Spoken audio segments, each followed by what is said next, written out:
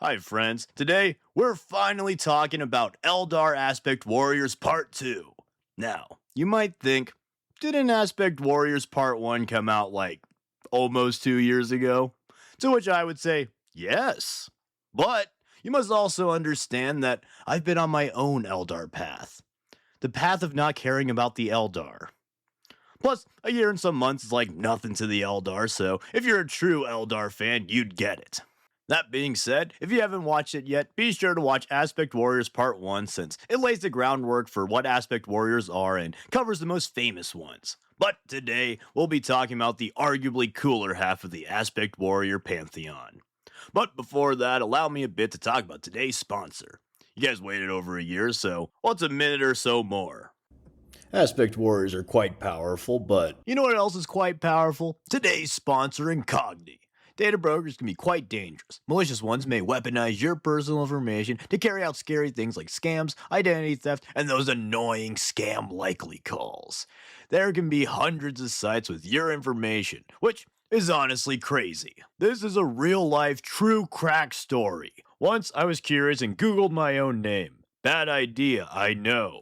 But there are an alarming amount of websites with a ton of my personal data, literally just from looking up my name.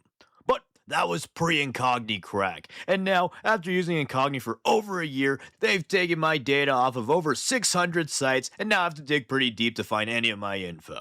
Best of all, it saves me a ton of time so I can do things like build little robots. Once given permission from you, Incogni goes out and does everything needed to remove your personal information from these data brokers. This saved me a reported 444 hours since I don't have to personally deal with annoying data broker websites. Also, if you come across a site before Incogni gets to it, you can use their new custom removals feature and send a custom request to get them to take care of it.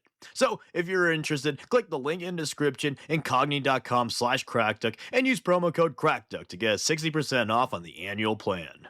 But anyways, let's drop right into the Eldar Aspect Warriors. Wait, drop right in. Dropping is kind of like swooping. Swooping Hawks! The Swooping Hawks were founded by Baharoth, of Baharoth Blue fame. They represent the Hawks of Eldar legend. Legends tell that the souls of murdered Eldar pass into Hawks to stalk their killers as marks of guilt. As such, the Swooping Hawks are masters of aerial ambush, and they enact swift vengeance on vulnerable enemies. Their primary battlefield role is that of an aerial skirmisher who flanks enemy formations. They drop from the skies to destroy unsuspecting enemies before flying to their next victim. These attacks disrupt enemy formations, take out vulnerable units, and create a multi-directional attack to overwhelm enemy forces. And to carry out these attacks, the Swooping Hawks are equipped with specialized equipment intricately made to be as light as possible, and their signature wings, of course. Their wings are made of vibrating feather plates fitted with gravatic lifters. These wings move like a hummingbird, which, in conjunction with the GravTech, allows the Swooping Hawk to fly, hover, and perform precise aerial maneuvers with ease. As for their weapons, their standard armament is the las blasters, which are basically stronger and more sophisticated las guns. In addition, they carry grenade packs to terrorize any opponent from the skies, either dropping high explosives on enemy ranks or anti-tank bombs on unsupported armor.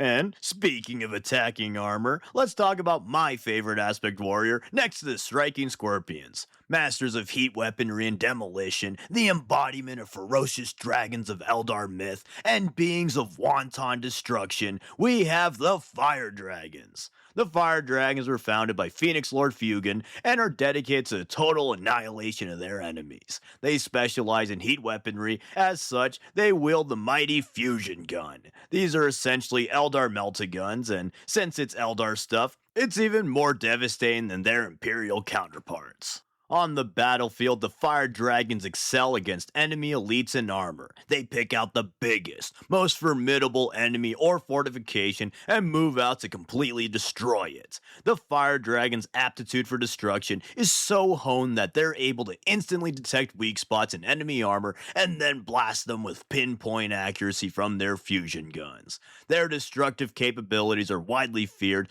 and Space Marines, veteran guard tank commanders, and other like units know to fear the funky orange elves. Also, quick aside, I can speak from personal experience. These guys are fucking scary. In my last game against the Eldar, these little bastards hopped out of their evil little elf truck to one-shot my Rogel Dorn battle tank. If you play the game, you'll know that the Dorn is one tough feller. But apparently not to these little freaks. Anyways, though, it's even said that their destructive skills are just as spiritual as it is scientific. The fire dragons are so dedicated and train so much in their aspect shrines that it's said the most skilled of them are able to ascertain weak points of enemies that they've never even encountered before. And it isn't just them aiming for obvious weak points like joints or the video game thing of a big red circle indicating crit points. Skilled fire dragons are able to do things like deduce where a vehicle's engine is or where something's armor is weakened in an instant, which also might not seem super impressive, but they can do this on enemies that are super alien and unknown even to the Eldar. Like, you at home, tell me where you think the engine in this bad boy is. That's right, it's nowhere. Because this is a picture I drew, and pictures don't have engines. But finally, Fire Dragon Exarchs have also been known to wield the upgraded Fire Pike, reminiscent of Fugin's weapon of choice. Or they can also take the Dragon's Breath Flamers in order to cover for their weakness against massed enemies. But hot off the heels of one shooting aspect, get it? Let's talk about the other prominent shooting aspect, and probably the most popular one. Where the fire dragons excel in close range annihilation, these guys prefer to shred their opponents from afar. We've got the Dark Reapers. These skelly boys are founded by the coolest dude ever, Margan Raw, who will get his own video one day, and they embody the destroyer aspect of Cain. The Dark Reapers are master marksmen who provide the craft world's long-range fire support. They strive to unleash death from the most devastating weapons with, and I quote, the precision of a scalpel. And by golly, they do it. These guys are some of the best, if not the best, marksmen in the entire setting. They carry full auto missile launchers and shoot with pinpoint accuracy. Oh god, that's almost as scary as their spooky skull masks. Gulp. The Dark Reapers are so skilled, in fact, that it's not uncommon for them to go entire wars without missing a single shot. And if they do miss, they remember it harshly, so that they may atone for it back at their shrine. Also, unlike the dragons who exhibit a burning fury in battle, the Dark Reapers are cold and calculating in their dispersal of death. The Reaper launchers fire missiles from special pods. These can either be a swarm of missiles or the anti-tank Starshot rounds. Plus, unlike the crude missile launchers of other factions, the Dark Reaper launchers can shoot many missiles before needing to be reloaded, if at all. Also, was anyone else shocked to learn that this isn't actually the missile? Rather, the missiles come out of these little holes? Weird. In addition, the Dark Reapers have specialized equipment to further enhance their marksmanship. These funny little ears aren't just to laugh at. These Dumbo ears are also special sensors that help track targets and enable the Reapers to mind link with their weapons in order to see through the muzzle and pull off complex shots. And since they often operate from the back lines, they can afford to sacrifice some mobility for more protective heavy armor. Beyond looking absolutely badass, their armor is also fitted with a powered arm to assist with recoil and the weight of their launchers. Exarchs can also take Tempest launchers or Shuriken cannons. Badass. Margan Raw also has perhaps the greatest Eldar feat, that being making people actually think the Eldar is cool. Good job, Margan Raw. We need more people like you. Next up, though, we've got the Shining Spears. These guys fight as the Spear of Cain and are literally equipped with shining spears. More specifically, they're laser lances. But most notably, the Shining Spears fight atop specialized grav bikes. The Shining Spears are expert jet bike riders and fight with their bike as an extension of themselves. They have huge aspect shrines to accommodate their bikes, and in their shrines, they never leave the saddle of their bike so that they can be one with their mount. This allows them to ride so naturally that they can perform complex maneuvers with their eyes closed, all the while going faster than most species can even comprehend. The spears have unparalleled mobility and are able to easily crash through enemy ranks to take out key targets with blazing speed. They specialize in devastating hit-and-run attacks in which they shoot powerful blasts from their laser lances to clear out enemies that may block their primary target or to weaken a foe before delivering the killing blow. And finally, we've got one of the wackier aspects, if not the wackiest aspect. These guys are Top Gun aspect. Alright, thank you for watching. I'm just kidding. These guys are actually pretty cool and really unique. Unlike other aspects whose ritual weapon is a gun or a sword or something silly like that, these guys' ritual weapon is a goddamn fighter jet. Badass.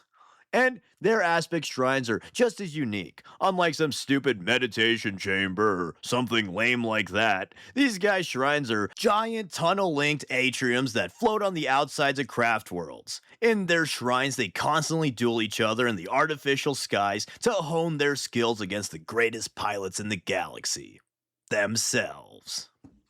And in battle, they're a terrifying sight as they're adept in taking out any and all enemy aircraft. But with that, those are all the main aspect warriors. There's a few more minor ones, but they don't have mini representation, so no one cares. But I hope this video is well worth the wait. In another year or so, when I feel like talking elves, maybe I'll talk about the Phoenix Lords. They're some pretty cool dudes. But let me know what your favorite aspect is, and don't forget to check out part 1 if you haven't. And big thanks to Incogni for sponsoring this video. Be sure to click the link in the description, incogni.com/crackduck, and use promo code crackduck to get 60% off on the annual plan. Thank you for watching, and thank you to all my awesome patrons for supporting the channel. And as always, please like, comment, subscribe, and consider sharing to all your aspect buddies. Thanks. Oh, also, right after Aspect Warriors Part 1, GW decided to reveal the Phoenix lore of the Warp Spiders, so, don't forget about this badass spider lady.